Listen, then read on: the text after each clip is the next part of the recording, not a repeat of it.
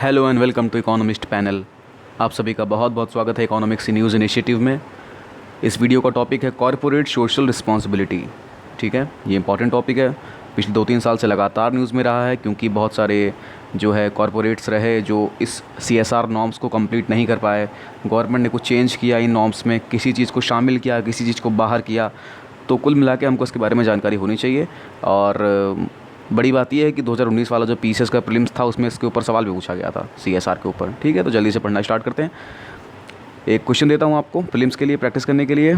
इनमें से कौन सी एक्टिविटीज़ जो हैं वो कॉर्पोरेट सोशल रिस्पॉन्सिबिलिटी में शामिल नहीं की जाती हैं? ठीक है, ध्यान दीजिएगा, दिमाग लगाएंगे तो हो जाएगा। ठीक है, पहला है शिक्षा का विकास, दूसरा सामाजिक व्यवसाय प्रोजेक्ट्स यानी social business projects, promotion of education, expenses incurred for the fulfilment of land acquisition act, भूमि अधिग्रहण एक्ट को परिपूर्ण करने के लिए किया गया व्यय। ठीक है, परिपूर्ण गलत टाइप हो गया, सही रखिएगा। एक्सपेंडिचर इन ऑर्गेनाइजिंग मैराथन करवाने के लिए किया गया व्यय। ठीक है, तो कूट के हिसाब से आपको आंसर देना है। कूट आपके नीचे लिखे हुए हैं 1 2 3 4 3 1 2 3 4। ओके, दीजिएगा सवाल, सोचिएगा, जवाब दीजिएगा इसका। ठीक है, आगे बढ़ते हैं, जल्दी से समझ लेते हैं कि किन को पर एप्लीकेबल होता है ये CSR नॉर्म्स। तो CSR नॉर्म्स होता क्या है, पहले से इसकी थोड़ी सी कहानी समझ लीजिए। खाली कहने का मतलब ये है कि कुछ कंपनियों की जिम्मेदारियाँ होती हैं। मतलब अगर आप इंडिया में पैसा कमा रहे हैं, कोई कंपनी, कोई कॉरपोरेट हैं यहाँ बहुत बड़े, तो सिर्फ पैसा कमाने के अलावा भी आपकी कुछ नैतिक जिम्मेदारियाँ हैं, जैसे समाज का विकास करना, उस पर कुछ पैसा वेस्ट नहीं मतलब व्यय करना। ठीक है, तो इन सब टाइप की चीज़ों की जिम्मेदारियों को लेकर के कुछ नॉर्म्स तैयार किए गए हैं, जिसको बोला जाता है कॉरपोरेट सोशल रिस्पॉन्सिबिलिटी। मतलब कॉरपोरेट्स लोगों के क्या सोशल रिस्पॉन्सिबिलिटी है, क्या उनका उत्तरदायित्व है, जिम्मेदारी है। ठीक है, क्या नैतिक जिम्मेदारी है उनके समाज के प्रति, तो उस नैतिक जिम्मेदारी को वो शो करें। क्या करके? पैसा खर्च करके। किस चीज़ों पे? सोशल चीज़ों पे। ठीक है, समाज के विकास वाली टाइप की चीज़ों पे। ठीक है, तो ये नॉर्म किस पे लागू होगा? मान लीजिए पान वाला चौरसिया है, अब उसने जैसे ही अपनी गुमटी खोली, तो ऐसा नहीं कि उसके ऊपर कॉर्पोरेट सोशल रिस्पॉन्सिबिलिटी लागू हो जाएगा कि भैया आपको एक तंबाकू जो है गांव के गरीब को भी देना पड़ेगा। ऐसा नहीं है। तो कुछ ही कंपनीज़ हैं खास तौर के जिनके ऊपर ये CSR नॉर्म लागू होगा। ठीक है, बड़ी बड़ी कंपनियों पर लागू होता है। कौन कौन सी कंपनी? पहला, आपका नेटवर्थ जो है वो 500 करोड़ से ज़्यादा का होना चाहिए। 500 करोड़ या 500 करोड़ से ज़्यादा का नेटवर्थ जो है कंपनी का, इतना होना चाहिए। दूसरी बात, आपका टर्नओवर जो है, मतलब कंपनी का जो एक साल का टर्नओवर निकलता है कि कितना कंपनी में पैसा आया गया है, ठीक है, वो 100 करोड़ होना चाहिए, 1000 करोड़ होना चाहिए, माफ़ कीजिएगा, 1000 करोड़ होना चाहिए। ठीक है, और तीसरी बात, आपका जो प्रॉफिट है पिछले साल का, ठीक है, नेट प्रॉफिट, एवरेज प्रॉफिट जो है वो 5 करोड़ से ज़्यादा होना चाहिए। 5 करोड़ या 5 करोड़ से ज़्यादा होना चाहिए। ऐसा नहीं कि कंपनी पहले से घाटे में चल रही और चली है एड्स हटाने के लिए समाज से। ठीक है, आगे बढ़ते हैं। रिस्पॉन्सिबिलिटी होती क्या है, क्या जिम्मेदारियाँ होंगी इसमें? तो जिम्मेदारियाँ होंगी, पहली जिम्मेदारी सबसे पहले ये होगी कि आपको स्पेंड करना होगा, आपको खर्च करना होगा। क्या? 2% हिस्सा। किसका 2%? आपने जितना भी प्रॉफिट कमाया है, कब कमाया है? पिछले 3 साल में।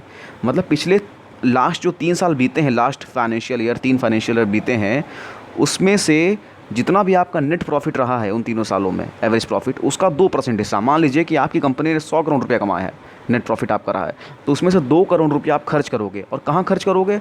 वो आप खर्च करोगे CSR एक्टिविटीज़ पर। तो CSR एक्टिविटीज़ होती हैं कुछ, उसकी लिस्ट आपको मिल जाएगी अभी अगली स्लाइड में।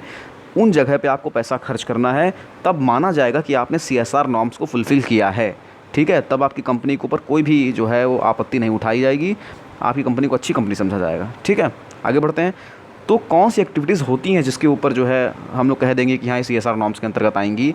तो उस एक्टिविटीज़ में पहले है प्रमोशन ऑफ एजुकेशन, कि मान लीजिए अनिल अंबानी या फिर मुकेश अंबानी ने कोई स्कूल खुलवा दिया एजुकेशन के लिए, ठीक है, गरीब बच्चों के लिए, तो वो भी CSR में गिना जाएगा। ठीक है, प्लस एक्सट्रीम हंगर और पॉवर्टी को हटा दिया, जैसे अभी सलमान खान ने हटाया था थोड़ा सा, कि जो है गरीब लोगों को थोड़ा सा पैसा 25,000 रुपये शायद दिया था, और कुछ अनाज वगैरह दिया था कोविड-19 से निपटने के लिए। ठीक है, तो इस टाइप की चीज़ें होंगी। अगर ये कॉर्पोरेट कोई करता तो उसको CSR में गिना जाता। ठीक है, अगली बात, जेंडर इक्विटी और वुमेन एम्पावरमेंट। आपने कोई संस्था खुलवा दी वुमेंस के लिए, या फिर आपने SHG बनवा दिया, सेल्फ हेल्प ग्रुप बना दिया वुमेंस के लिए, उसकी फंडिंग के लिए कोई आपने इंस्टीट्यूशन एस्टैब्लिश कर दिया, तो सब आपका CSR में गिना जाएगा। ठीक है, उसके अलावा HIV, एड्स, मलेरिया और कुछ जो खास तौर की अलग डिजीज़ेज़ होती हैं, उन सबको मिटाने के लिए आपने कोई इनिशिएटिव स्टार्ट किया है। ठीक है, जो WHO के इनिशिएटिव से मैच कर रहा है काफ़ी हद तक, उसके नॉर्म्स के हिसाब से एप्लीकेबल हो रहा है, तो भी आपकी एक्टिविटीज़ को CSR में गिना जाएगा। ठीक है, कॉमन सी बातें हैं।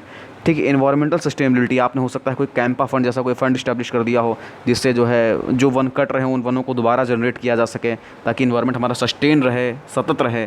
तो भी आपका CSR में गिना जाएगा उसको, ठीक है। और या फिर आपका कोई सोशल बिज़नेस प्रोजेक्ट है, सोशल बिज़नेस प्रोजेक्ट नेट पर सर्च करिएगा क्या होता है, बहुत कायदे से पढ़ लीजिएगा, वैसे इतना घुसने वाली आवश्यकता है नहीं। नाम से लग रहा है कि सोशल टाइप का कोई बिज़नेस करे, ठीक है, समाज के कल्याण के लिए, तो सोशल बिज़नेस में गिना जाएगा, ठीक है। आगे बढ़ते हैं। Contribution of prime ministers relief fund, हाँ, या तो आपने प्राइम मिनिस्टर रिलीफ फंड जो PMRF होता है उसमें या तो पैसा दान किया हुआ है। अगर उसमें आपने कोई आपदा से निपटने के लिए कोई पैसा दान किया हुआ है तो भी आपको CSR एक्टिविटीज़ में ही गिना जाएगा, ठीक है। जैसे इसमें देखिए एक चीज़ और लिखी हुई है, other such state and central funds, या फिर कोई ऐसा सेंट्रल फंड हो या तो स्टेट फंड हो इसी टाइप का। तो आपको ये चीज़ जाननी चाहिए कि अभी केयर फंड जो बना है PM केयर्स, ठीक है, तो उसमें टाटा जी ने जो है वो काफ़ी पैसा दान किया था, करीब शायद मेरे ख्याल से 1500 करोड़ रुपया था। तो वो पैसा उनका CSR में गिना जाएगा, ठीक है। तो हो सकता है कि वो मदद कर रहे हों, और लग तो यही रहा है कि मदद कर रहे हैं, लेकिन फिर भी वो मदद के साथ साथ अपनी भी मदद कर रहे हैं कि उनका CSR नॉर्म्स का भी जो लिमिट है वो भी इंक्रीज़ हो जाएगा, ठीक है। वो भी उनमें 2% को पार कर जाएंगे, जिससे उनको काफ़ी ज़्यादा जो है अच्छी कंपनी समझा जाएगा, उसकी छवि अच्छी होगी विदेशों में, ठीक है। आगे बढ़ते हैं। कौन सी एक्टिविटीज़ नहीं गिनी जाएंगी? कैसे हो सकता है कि अपनी जो है बुआ की शादी करवा दी तो भी कह दें कि भैया हमने किसी महिला का एम्पावरमेंट किया है, ठीक है। तो ऐसा नहीं, इसको इन सब चीज़ों को नहीं गिना जाता है। तो किन एक्टिविटीज़ को नहीं गिना जाता है ये भी समझ लेते हैं कि activities that benefit only the employees of the company, मतलब कि केवल एम्प्लॉयज़ जो हैं कंपनी के, मान लो कोई कंपनी टाटा जी की है, फिर रिलायंस कंपनी है, जियो है, ठीक है, इस टाइप की कंपनी से तो मुकेश अंबानी कोई ऐसी योजना चला दें एम्पावरमेंट के लिए कि जो केवल कंपनी के ही एम्प्लॉयज़ को फ़ायदा पहुंचा रही हो, तो इससे क्या करेंगे, वो सैलरी थोड़ी कम दे देंगे उन लोगों को, ठीक है, कि भैया तुम्हारे बच्चों को हम पढ़ाएंगे।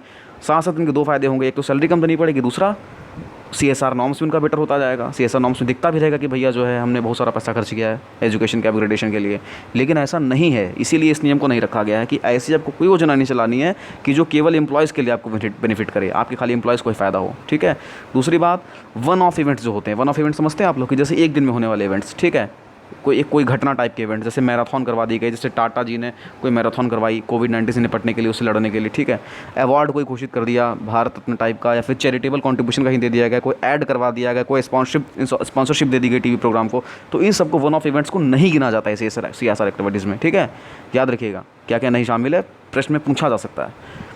ओके, अगली बात, अगर कोई लॉ है, ठीक है, लॉ या रेगुलेशन है, ठीक है, जैसे लैंड एक्विजिशन एक्ट है भारत सरकार का, ठीक है, तो उसमें क्या होता है कि आपको जो है लैंड एक्वायर अगर आप कर रहे हो, कोई टुकड़ा ज़मीन का ले रहे हो किसी गरीब का, तो उसमें उसी के प्रतिपूर्ति करने के लिए कुछ नियम होते हैं कि उस गरीब को आप कहाँ पे कितना पैसा दोगे, कहाँ पे ज़मीन दोगे।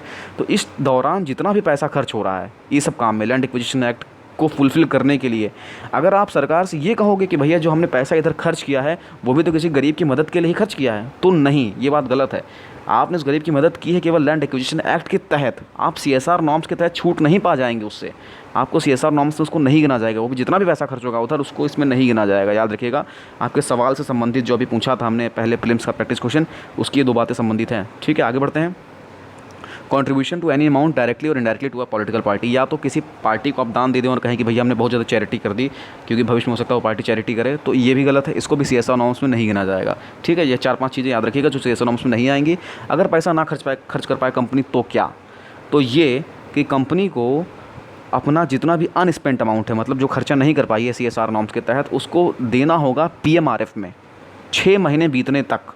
जैसे ही आपका फाइनेंशियल ईयर ख़त्म हुआ है, जिस फाइनेंशियल ईयर में आपने अपना नॉर्म पूरा नहीं किया है, उस फाइनेंशियल ईयर बीतने के 6 महीने के अंदर अंदर आपको उतना पैसा प्राइम मिनिस्टर रिलीफ फंड में देना ही देना होगा, ठीक है। तो ये पूरी कहानी है CSR नॉर्म्स की। PCS में सवाल भी आया था इसी बार 2019 में, ठीक है, इसलिए इंपॉर्टेंट टॉपिक है, IAS में पूछा जा सकता है, इंटरव्यू में भी पूछा जा सकता है, मेंस में भी लिखने को आ सकता है कि किस प्रकार से CSR नॉर्म्स में भारत में चरित्र चेंज किया है, छवि चेंज की है कंपनीज़ की।